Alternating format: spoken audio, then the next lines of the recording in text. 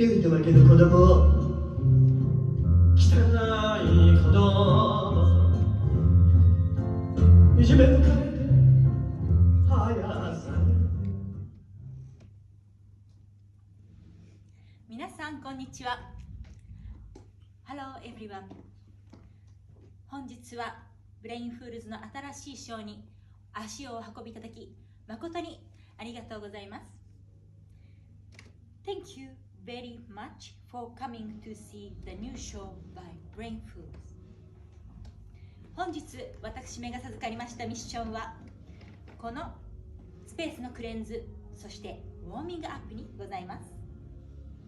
Today, the mission entrusted to me is to cleanse and warm up this space before show。 しかしながらこの崇高なミッションを成し遂げるには私一人では力不足であり、あのエネルギー体の力を借りなければなりません。 However, I alone do not have the strength to accomplish this noble mission. To fulfill it, I must call upon the power of that energetic creature.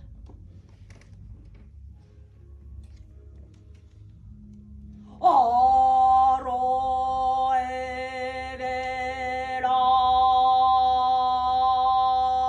ピンクの像がわさびをかじってシャンデリアがララララララララララララ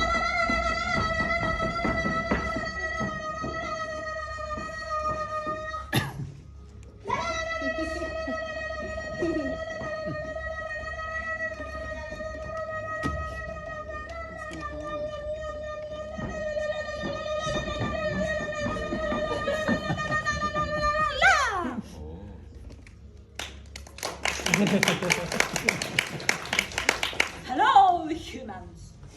My name is Shanti Tirado.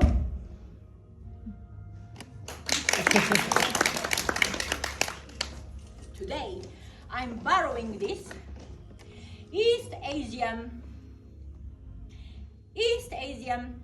female body. I would love to share my poem with this music instrument on this planet and cleanse this time and space and warm up this time and space for you. The title of poem is Cinnamon. So now give me a second. I'm preparing.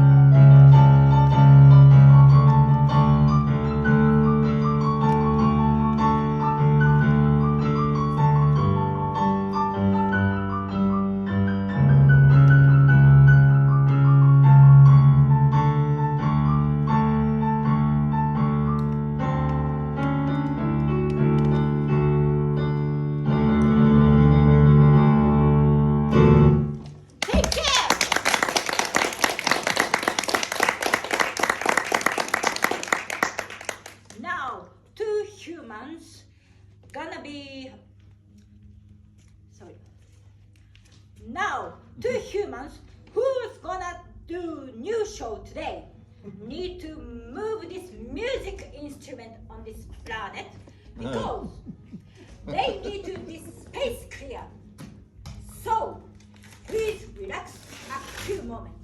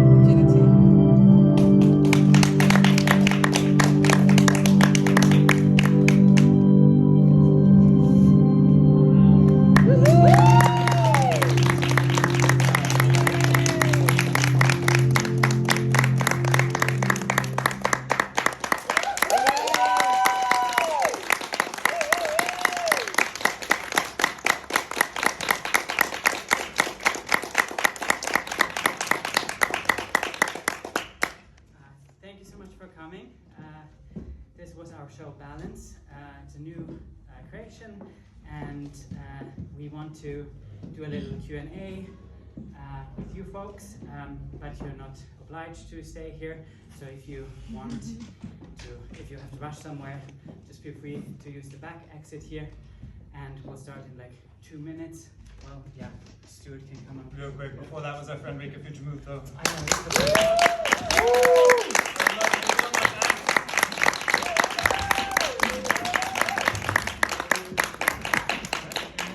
a big thank you to Hoxton Hall for having us. We've been rehearsing for almost 2 years now in this beautiful space, and they are of course so kind to give us space and kind. And we have the CEO here today to help us with the Q&A. That's Stuart Cox, and we're very happy to have you here. And maybe shall I bring my chair? yes, bring your chair.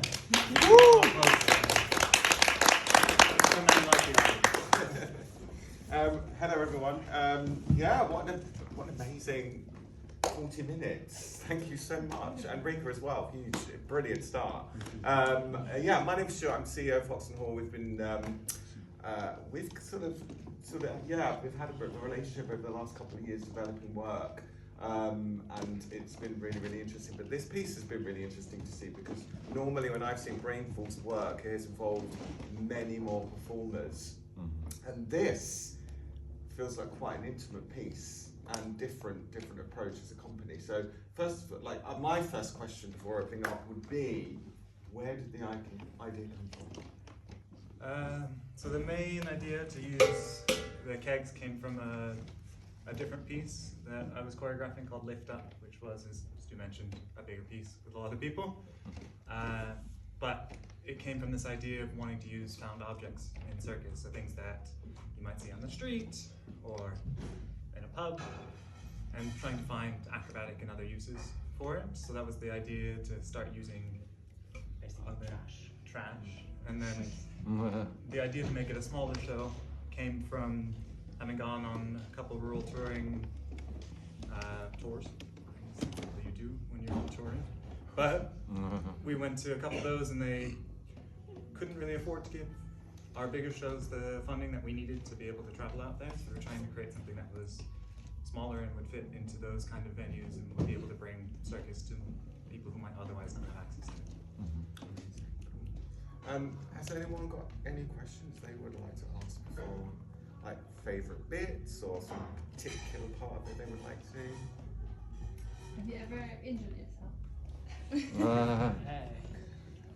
Yeah, but not like severely. So it's part of the job to get like a sprain here and there, or pull a muscle. But we're quite safety conscious, and we slowly train up the tricks. So in the beginning we use a lot of crash mats or safety lines, and if you can do it like 100 times without injuring yourself, then you start doing it without.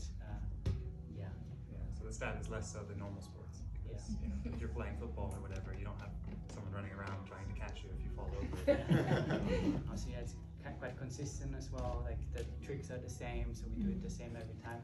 And with like football, you have to kind of react and more. What was interesting to me is I was thinking on this, when I see circus, a lot of people come, they do the act, it's 10 minutes, they go and they can breathe. What's interesting about this is you're consistently going, and some of it is very frenetic. So how are you coping with that? I'm very damp. But we do try and work in certain things. You'll notice that there's a couple solo moments. Those are a great moment for the other person to breathe, which was definitely on our head. Because again, with a larger show, it's easy. You have 10 people, each person does an act. When they're not doing their act, they can do something else. They can rest, they can do whatever. But with 2 people, you definitely have to really think about how you can make sure that you do the full half hour or however long you need. Yes. I have actually 2 questions. At what age did you decide that you would like to do circus as a career? And at what age did you actually start? Do you want to say how you started? We have very different stories. I was a gymnast when I was very little. but I didn't like competing all that much.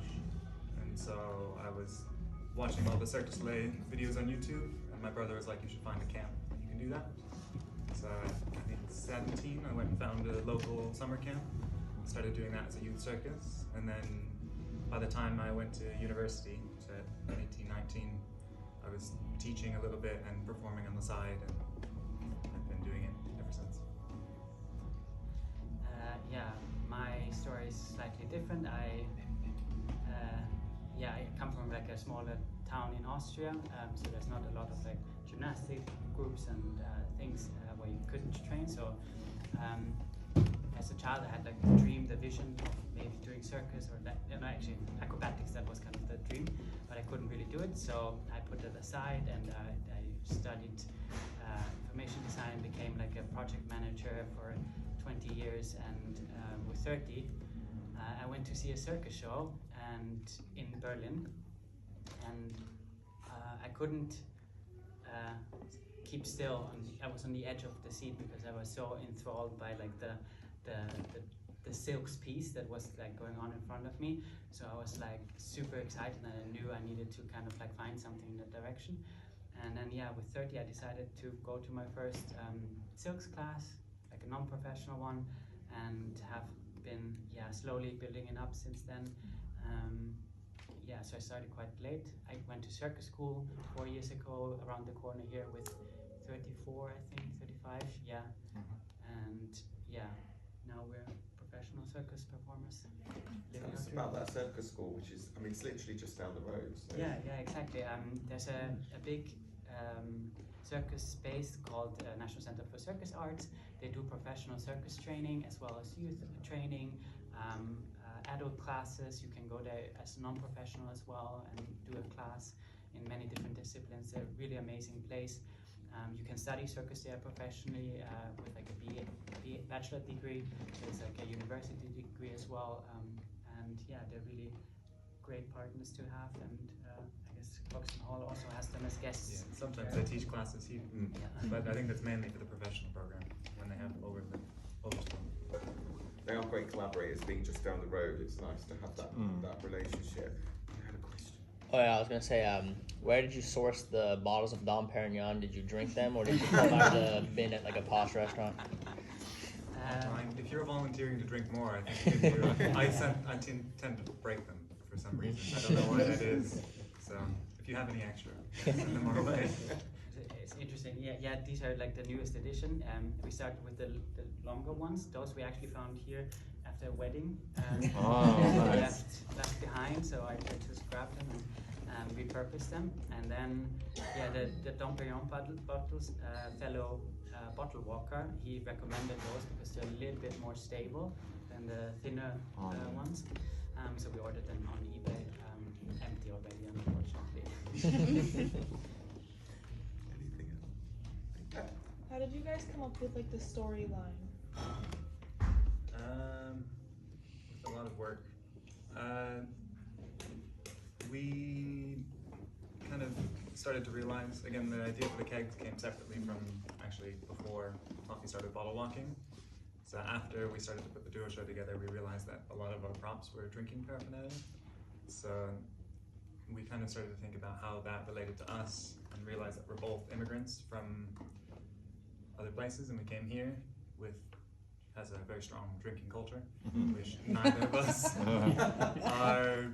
that's not our culture in the same way. And so it was, in part, started from this idea of like, how do two people who don't necessarily understand this interact with it, and maybe don't use the props the way that they're intended to. And then it's kind of grown a little bit from there. There's some stories of alcohol abuse and things like that from my friend's past or Toffee's past and things like that we've kind of tried to work in there. There's a very small moment there's some scary moments both of us have been a part of, either being blackout drunk or being with a friend who's blackout drunk and not really being able to know where you are, or having to have someone help you. And so like that's something that we tried to work into the piece as well. So that's where most of it came from. Still a work in progress. So from the first idea to the product that we see today, the show that we see today, how long did that take to develop? 2 years? I think 2 years. Yeah, so for this project usually we ask the Arts Council for help, for some budget, for grants, but this time we didn't get any, so we decided to do self-funded.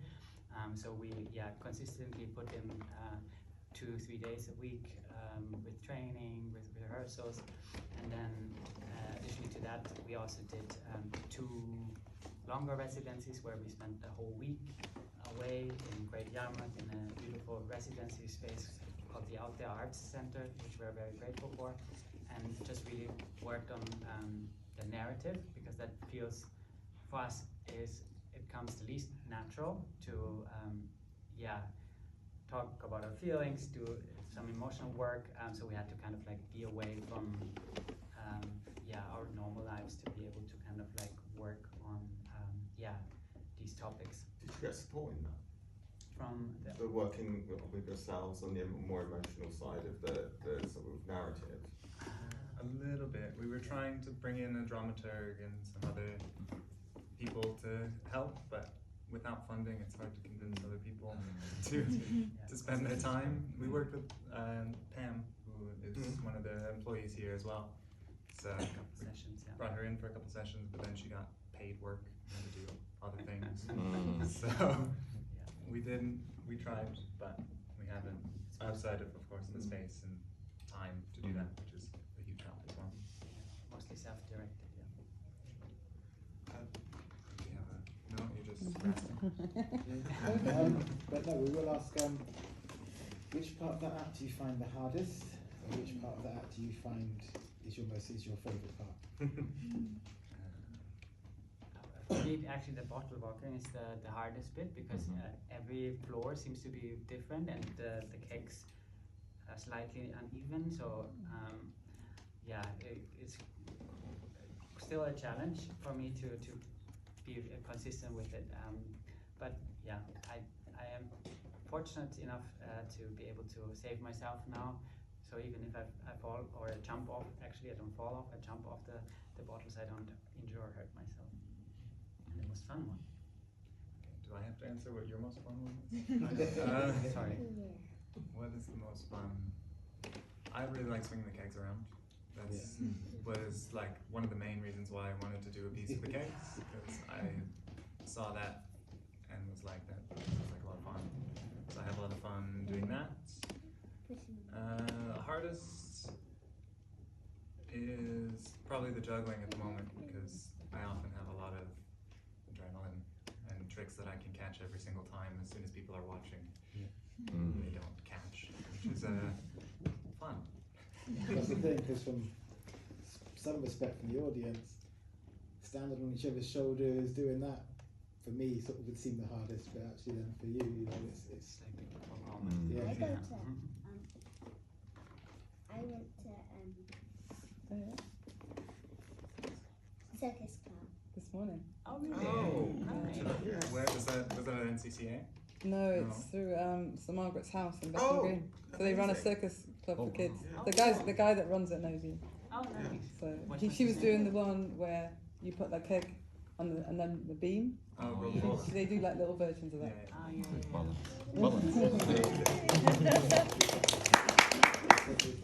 Was that Dan? Yes. Yes. Yes. Dan, yes. Yeah. Worked with him a couple times. Yeah, they know who Dan is. We know Dan. It's a small world.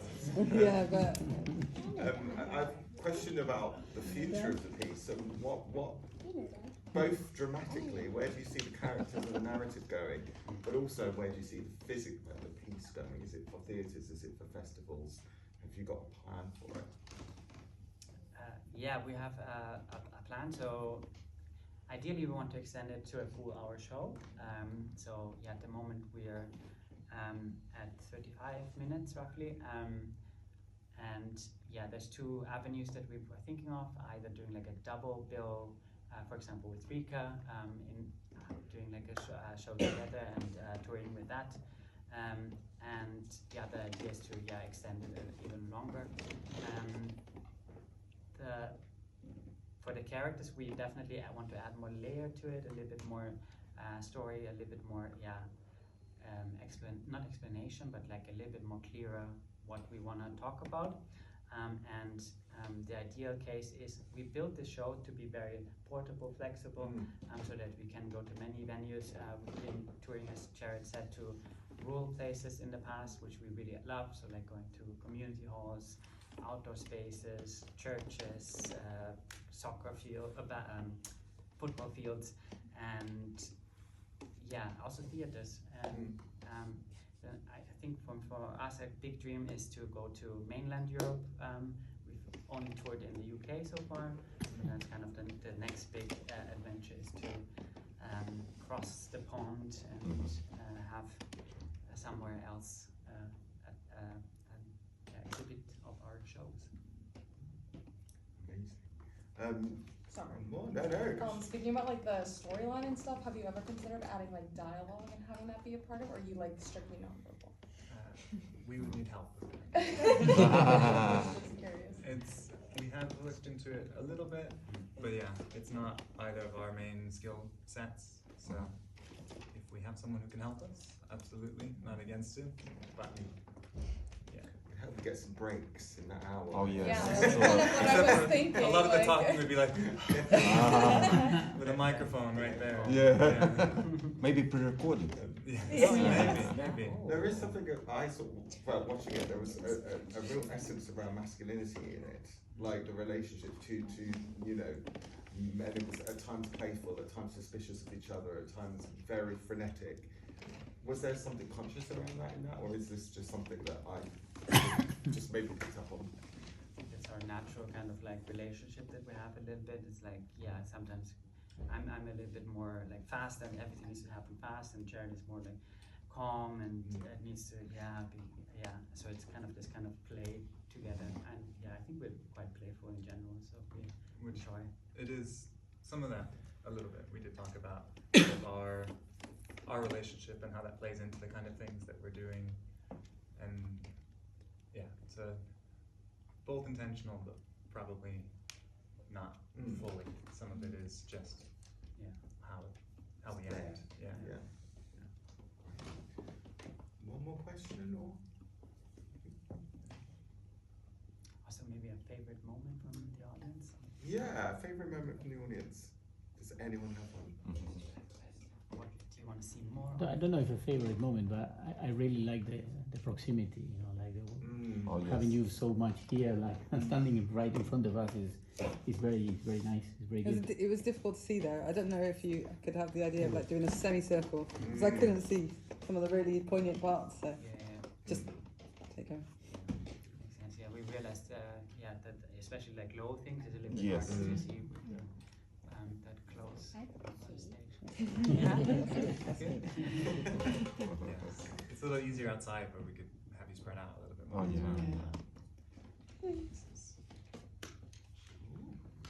Well, One second. oh.